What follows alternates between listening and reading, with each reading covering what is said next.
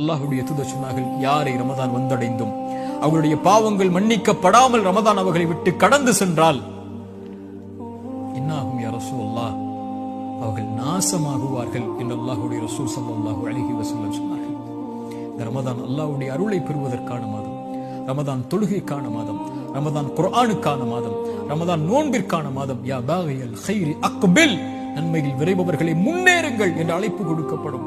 யா பாகிய ஷர்ரி, தீமையில் இருப்பவர்களே, குர்ஆனை மறந்தவர்களே, திக்ரை மறந்தவர்களே, தொழுகையை மறந்தவர்களே, அல்லாஹ்வை மறந்தவர்களே, அக்ஸிர் அக்ஸிர், குறைத்துக் கொள்ளுங்கள். வலில்லாஹி உத்தகாஉ மினன் நார், நரகத்திலிருந்து இந்த ரமதானில் விடுதலையாக கூடியவர்கள் இருக்கிறார்கள்.